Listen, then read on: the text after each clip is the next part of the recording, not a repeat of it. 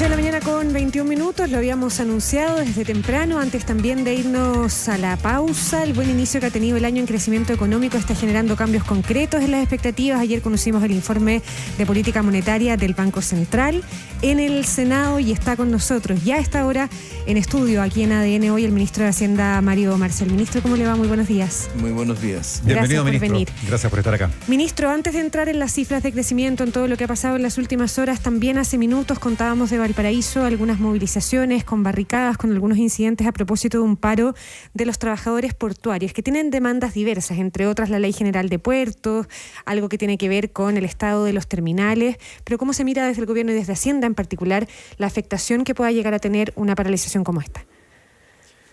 La verdad es que no conozco mucho los detalles, la verdad es que me parecen bastante genéricas las demandas que se han planteado.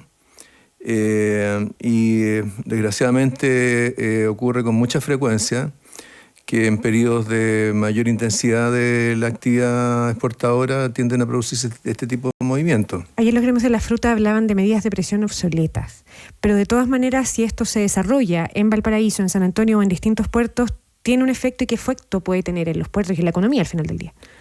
Bueno, yo creo que frente a este tipo de situaciones, más que estarse asustando, lo que tenemos que hacer es ver hasta dónde, es cierto, los distintos sectores están contribuyendo a que Chile avance, a que, es cierto, podamos ir consolidando esta recuperación que está teniendo la economía, entendiendo que todos tenemos algo que aportar, ¿no? Sean empresarios, trabajadores, gobierno, oposición, ¿no? Yo creo que algo que quizás es digamos, desmoralizante a veces es ver cómo tiende a primar mucho los intereses propios respecto de los intereses del país en su conjunto. Entonces, creo que después de todo lo que hemos pasado en los últimos 4 años y medio, donde mucho de estas tensiones y disputas la verdad es que han contribuido a prolongar a veces, ¿cierto?, una situación más compleja para el país. Yo creo que lo único que uno puede plantear es que todos deberíamos ser capaces de aportar en esto, balancear un poquito mejor nuestros intereses propios con los intereses del país en su conjunto.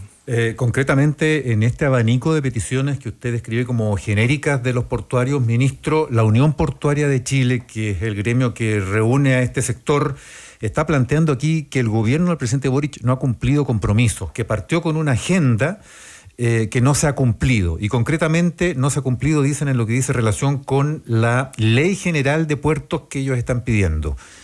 Plantean que el presidente Boric se comprometió a trabajar en eso, pero que no se ha avanzado en ese marco regulatorio. Sí, bueno, la respuesta a esto más precisa la puede dar el ministro de Transporte, pero yo sí he visto que el Ministerio de Transporte ha estado trabajando en esta iniciativa, así que creo que no, por lo menos por lo que yo he alcanzado a ver, no es efectivo lo que ahí se señala. Ministro, para empalmar con este tema, se lo iba a preguntar más adelante, ¿no? Pero como calza perfecto el tema de la discusión que ha habido en el último tiempo a propósito de dichos al interior del oficialismo sobre la presión social.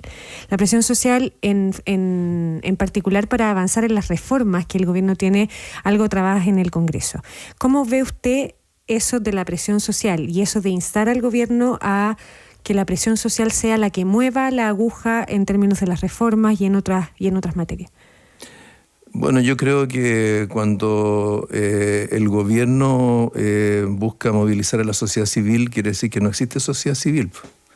La sociedad civil, una definición básica que debería tener autonomía respecto del mundo político, respecto de los poderes del Estado, ¿eh? Entonces, creo que hay ahí una cuestión que a mí por lo menos no logro ver la racionalidad de eso. No le corresponde al gobierno llamar a manifestaciones, pero sí uno entiende que las manifestaciones pueden acompañar ciertos procesos sociales importantes o ciertas discusiones importantes como la reforma previsional o el pacto fiscal, ¿no? la reforma tributaria, los cambios tributarios. O sea, a ver, en torno a los procesos legislativos, en torno a las reformas, hay muchos actores que se movilizan. No solamente personas que pueden hacer una manifestación en la calle, sino que también hay declaraciones, lobby, en fin. O sea, tenemos que entender que el proceso legislativo no ocurre en una burbuja. Ahora, quienes estamos más directamente involucrados en el proceso legislativo, nuestro rol es lograr elaborar buenos proyectos, escuchar cuando hay buenas propuestas alternativas y tratar de generar acuerdos, tratar de aportar los elementos técnicos y políticos para que una reforma avance. Algo que de todas maneras hasta ahora no ha dado frutos, ¿no? Parece ser como el camino más difícil que todavía tiene la moneda en el avance de las reformas en el Congreso.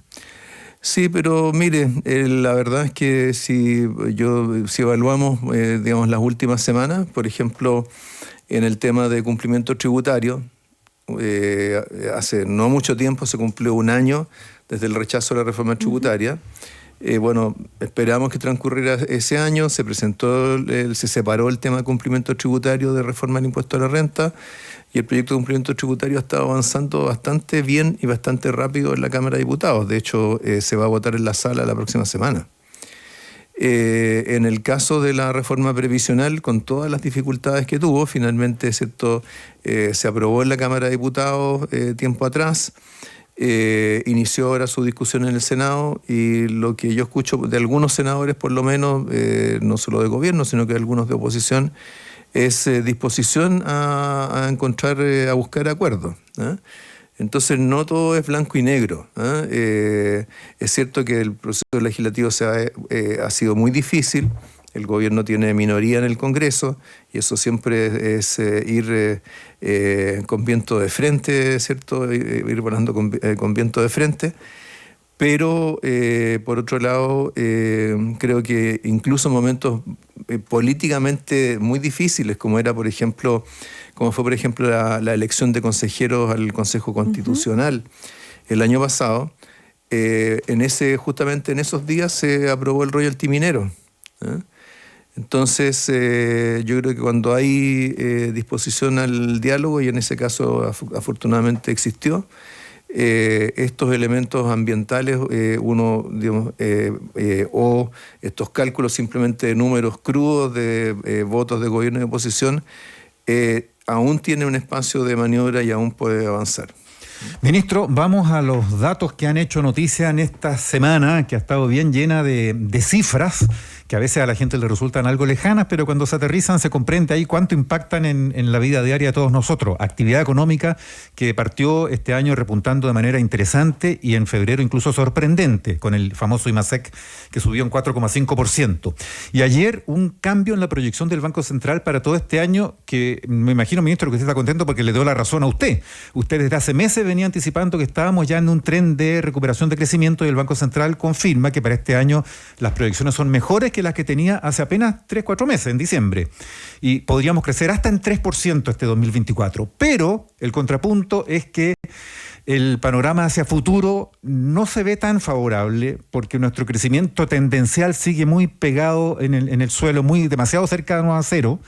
Y pensando además en la variación demográfica en la población, y con una inversión que no nos da buenas noticias, con un riesgo crediticio incluso de la gente que está en aumento. ¿Cómo usted pone en la balanza la buena con las más inquietantes noticias aquí en el informe de política monetaria del Banco Central? Sí, bueno, yo creo que primero, ¿cierto?, uno tiene que valorar lo que está antes del pero en su pregunta, porque se habló mucho de que tendríamos una recesión, que la economía tendría una evolución prácticamente reptante, y sin embargo lo que vemos es que el 2023 no tuvimos esa recesión, pese a lo cual completamos todo el ajuste que necesitaba la economía para poder controlar la inflación. Ya estamos creciendo, y quiero en eso enfatizar que en realidad la economía chilena viene creciendo desde mediados del año pasado. Cuando uno mira el número global, claro, da el más 0,2%. Pero si se va a los datos trimestrales o mensuales, lo que ve es que los últimos 2 trimestres del año pasado fueron de crecimiento. Ahora vamos a agregarle un tercero con el primer trimestre del 2024. Y eso que nosotros, como bien señalaba usted, lo incorporamos en nuestras proyecciones por lo menos desde septiembre. Sí. La realidad se ha ido alineando con esas proyecciones y quienes tenían proyecciones más moderadas se han ido a su vez también alineando con estas perspectivas para el 2024. El informe de política monetaria del Banco Central es bien importante porque es una visión completa, ¿cierto?, de la economía en un horizonte de mediano plazo, pero también los analistas han ido ajustando también sus proyecciones de crecimiento para este año. Entonces, ¿eso por qué es importante? Porque junto con el crecimiento, ¿cierto?, vamos a tener mayor recuperación del empleo. El empleo en general reacciona con un cierto rezago a la actividad económica. Así que podemos esperar mejores cifras de empleo para los próximos meses. Y estos otros temas, yo diría, inflación, fundamentalmente lo que va a incidir sobre la inflación este año son factores exógenos, factores de oferta, el tipo de cambio, lo que ocurre con los precios de los combustibles a nivel internacional, pero ya entramos en una cierta normalidad, digamos, para mirar la inflación. Y en el caso de la inversión, yo creo que los economistas en general coincidirán conmigo que no existe variable macroeconómica más difícil de predecir que la inversión. ¿Ahí qué falta, ministro? Ayer conversábamos con la presidenta de la SOFOFA, Rosario Navarro, y ella pone como tarea pendiente también la inversión. Mauricio decía, han desaparecido factores como la incertidumbre de los procesos constitucionales, ha desaparecido el factor que algunos decían que se quería estatizar las AFP. ¿Qué falta para avanzar en inversión? Bueno, faltan dos cosas. Falta, por un lado, que vayan mejorando las condiciones financieras. Nosotros hemos tenido un comportamiento del crédito muy restrictivo, no solo el año pasado, llevamos 40 meses de comportamiento estancado o contractivo del crédito. Hemos tenido condiciones más contractivas que en otros ciclos económicos pasados. Y por otro lado, tenemos que ver cómo se va incorporando la menor incertidumbre en las decisiones de los inversionistas. Pero yo creo que si uno mira desapasionadamente lo que han sido las cifras de inversión de los últimos años, lo que vamos a ver es que no difieren de lo que uno esperaría normalmente de un ciclo económico. O sea, el 2022 tuvimos un crecimiento de 3% de la inversión. No una caída como se preveía inicialmente. El 2023 tuvimos una caída de 1%. Entonces son cifras como bien alejadas de lo que parecieran transmitir muchas de las discusiones que tenemos. Uno entiende, ¿cierto?, que en esas discusiones se quiere avanzar en materia de racionalización de los permisos para inversiones, por ejemplo. Y de hecho el gobierno tiene 2 proyectos sobre la materia en el Congreso, cosa que ningún gobierno anterior había hecho. La llamada permisología. Claro, o sea, en Chile se viene hablando de lomos de toro, de permisología hace mucho tiempo, pero nunca habíamos tenido un proyecto comprensivo como el que ha presentado el Ministerio de Economía, por ejemplo.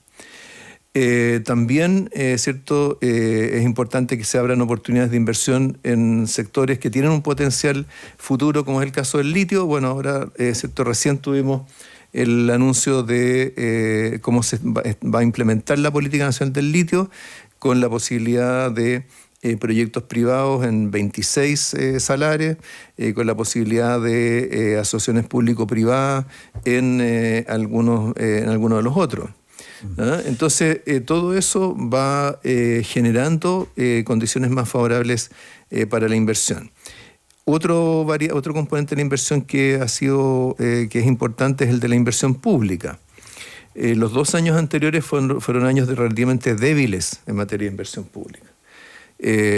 por diversas razones, porque, en fin, hubo necesidades de gasto para terminar de financiar la PGU en su momento, porque los proyectos de inversión público se les sumaba a las dificultades de los permisos de inversión, aquellos propios de los procesos internos del sector público. Sí, claro. Todo eso se ha ido subsanando. Y para este año nosotros estamos previendo un aumento de la inversión pública de 2 dígitos. Y partimos el año con un incremento de más de 50% de la inversión pública en los 2 primeros meses del año respecto de su equivalente el año pasado. Entonces también vamos a tener esa variable operando. Ahora, más hacia mediano plazo, que es lo que planteaba Mauricio, fíjense que el catastro de la Corporación de Bienes de Capital, que registra grandes proyectos en inversión en minería, infraestructura, energía, tiene previsto un aumento importante de la inversión. O sea, hay muchos proyectos concentrados en el 2025, por ejemplo. Y eso producto de un aumento significativo de los proyectos que están en ese catastro respecto a lo que teníamos el año pasado al comienzo del año. Ministro, el problema es que no todo esto es gris. A veces tendemos a extremar los argumentos cuando queremos abogar por un cierto cambio, por una cierta reforma, pero eso no nos debería hacer perder de vista, perder perspectiva respecto de cómo se está moviendo la economía. Lo que pasa, ministro, es que algunos siguen viendo razones para no ser tan optimistas en cosas que usted mismo mencionaba que siguen subyacentes. Por ejemplo, esta inflación que se resiste a enredarse bien en la meta, que va a obligar entonces a postergar el desajuste monetario, va a obligar al Banco Central a ir bajando de a poquito todavía la tasa y no tan aceleradamente como hubiéramos esperado, por lo que las condiciones crediticias se van a mantener altas, ¿no es cierto?, para el endeudamiento que puede financiar inversión. Por otra parte, este país está con una deuda externa, una deuda pública y una deuda en general que ha aumentado nuestro riesgo país, y eso también encarece el financiamiento y estamos pagando sus cuantos miles de millones de dólares al año en intereses, no por la deuda. Se dificulta por ese lado también la cosa para futuro, y muchos ven que los avances que sí se han logrado y que se reconocen en materia de permisología mejoran muy en el margen, como muy poco, en los plazos que los inversionistas quisieran tener para concretar sus inversiones. Se habla de una década en una inversión minera, por ejemplo. En las autopistas se entrega una concesión y en 10 años más va a estar la concesión. Ese tipo de cosas como que falta. Entonces uno dice, bueno, hay buenas noticias, pero no vamos a salir del ritmo que traemos desde hace una década, de un crecimiento que está muy parecido al crecimiento vegetativo de la población y se nos fueron las tasas superiores de crecimiento que realmente podían llevarnos al desarrollo. Eso sigue igual de lejos, ¿no? Sí, una nota así muy técnica o muy puntual. La población está creciendo muy poco en Chile. Es verdad por nacimiento, pero por inmigración sí está creciendo. Incluida inmigración. Cuando tengamos los resultados del censo seguramente ahí vamos a tener la película más clara. Pero las proyecciones más recientes de población dan crecimientos inferiores al 0,5%. Sí, incluso con tasas eventualmente negativas de reproducción de la... Claro, entonces, como país desarrollado. Simplemente eso como una nota al margen, pero mire... entonces peor todavía, pues, porque el ingreso per cápita no ha subido. No, pues si la población está más crece menos, el ingreso per cápita va a subir. Debiera subir, pero o sea, si está creciendo menos y no ha subido... Bueno, ahora está subiendo. Pero mire, yo creo que el tema de crecimiento uno quizás debería verlo en 3 momentos. Uno es que es importante tener la economía en orden, ¿cierto? Una economía no va a crecer si tiene grandes desequilibrios a su interior, porque ya sea por la inflación, por el déficit de cuenta corriente, por algún lado, ¿cierto? La economía se va a trabar.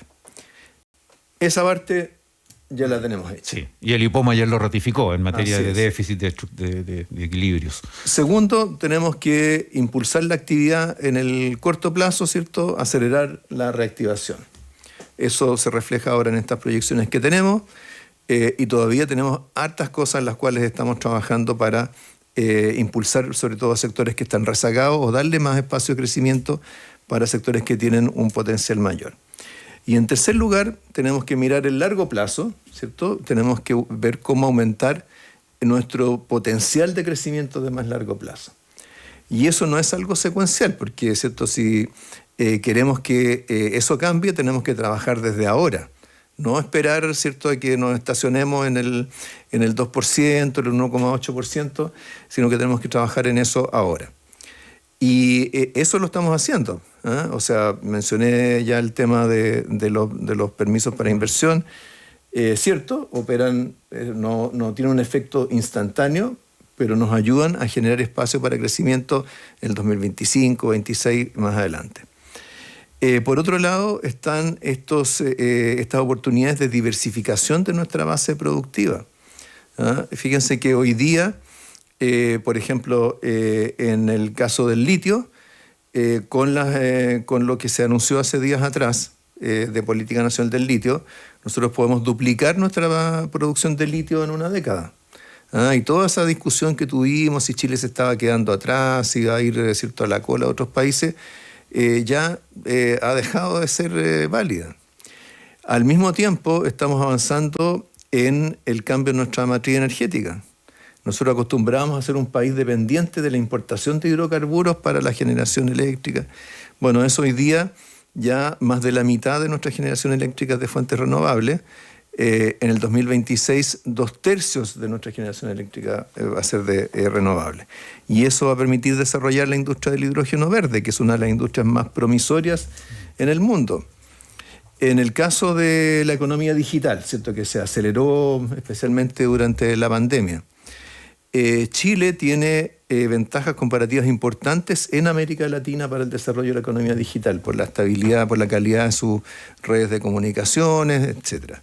Eso ha hecho que en Chile se estén instalando muchos data centers y hay muchos más proyectos todavía de data centers para adelante. Ministro. Y vamos a tener el cable submarino desde Australia para conectarnos, sí, claro, ¿cierto?, con el sudeste de Asia. Dicho todo lo anterior y este diagnóstico que hemos estado conversando esta mañana, usted ha puesto el concepto en las últimas horas de la nube de pesimismo y que estas proyecciones y que estos números y que estos diagnósticos del Banco Central debieran ayudar a disipar esa nube.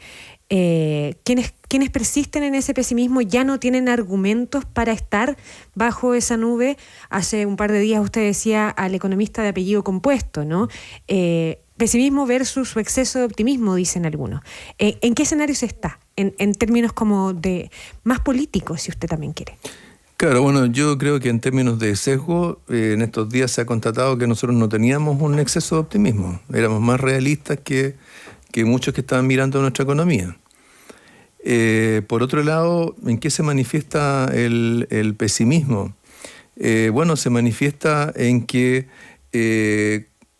no seamos capaces de reconocer dónde está parada nuestra economía para seguir avanzando a futuro. ¿Quiénes no son capaces? Digamos, cosa de abrir los diarios y darse cuenta, ¿cierto?, de que incluso, ¿cierto?, buenas noticias como estas de esta mayor perspectiva de crecimiento son matizadas. Bueno, de partida ya se empieza como a ningunear el 2,5%, ahora se encuentra que es poco. Pero es el mundo privado, son los empresarios que tienen algo en particular con este gobierno, es el mundo político en un periodo electoral. ¿Quiénes? Yo creo que venimos de un periodo de mucha volatilidad y de mucha incertidumbre y hay actores a los cuales les cuesta salir de ahí. Siguen viendo muchos riesgos pese a que todos los indicadores de incertidumbre en nuestra economía muestran una mejora. De hecho, el indicador que calcula el Banco Central está actualmente en niveles equivalentes a los previos al estallido social. O sea, todo el aumento de incertidumbre, de la manera en que lo mide el Banco Central, todo eso se revirtió. Ya, o sea, el pesimismo no se justifica a propósito de las últimas cifras y quienes sostienen ese pesimismo tienen un sesgo. Yo creo que sí, y creo que eso es negativo no solo para el país, yo creo que es negativo para ellos mismos, porque en el fondo eso impide aprovechar oportunidades que se van abriendo en Chile para hacer negocios, para desarrollar proyectos. O sea, en Chile tenemos emprendedores que con mucho empuje, que están haciendo grandes innovaciones, que están haciendo cosas muy interesantes. Pero por otro lado tenemos otros sectores que están como muy estancados en lo que acostumbraban a hacer o como acostumbraban ver la economía. Pero yo creo que sobre todo lo que ha incidido mucho sobre este clima es el hecho de que se haya llevado la economía como a la cancha del debate político. Y por lo tanto, ¿cierto?, usar los datos, las proyecciones, etcétera, como un argumento para resolver temas políticos que pueden tener perfectamente otro cauce. Entonces, dejemos que la economía avance, que vaya abriendo esas oportunidades, que esas oportunidades se aprovechen, y dejemos la discusión política a donde corresponde. En los países cuando se pone a la economía en el medio del debate político, normalmente son países que salen para atrás. Ministro, volviendo al tema de agenda de crecimiento, usted ha sugerido en estos días que vienen anuncios en materia de construcción, de impulso a esa actividad. En otras ocasiones de crisis, me acuerdo de la crisis asiática de los 90, hubo enormes incentivos tributarios. ¿Por qué lado van a venir esos estímulos? Sí, bueno, efectivamente el sector de la construcción ha estado muy golpeado desde la pandemia en adelante. Primero por la pandemia misma, ¿cierto?, la interrupción de obras, luego los aumentos de precios de los materiales de construcción, las condiciones financieras que, ¿cierto?, han sido particularmente restrictivas para la construcción. El mercado del crédito hipotecario estuvo prácticamente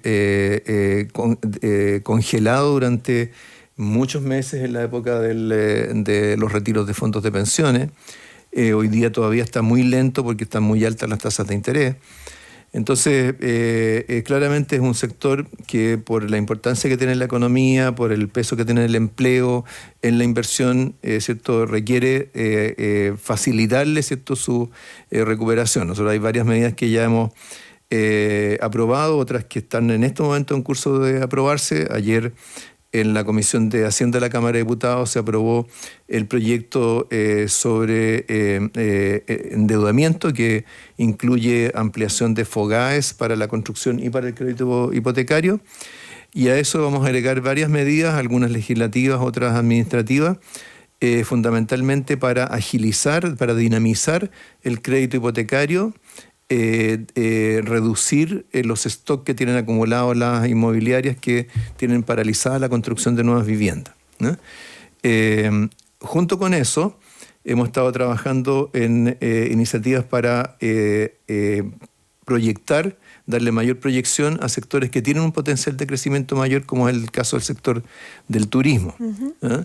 Hemos recogido propuestas que vienen de las organizaciones gremiales, y también eso lo queremos incorporar a este proyecto. No hay medidas por el lado de la demanda para los deudores hipotecarios en cuanto a... No, van justamente por el lado de la demanda. O sea, van por el lado de la compra de viviendas terminadas por parte del Ministerio para luego, ¿cierto?, canalizarlas a las familias que tienen subsidios habitacionales aprobados.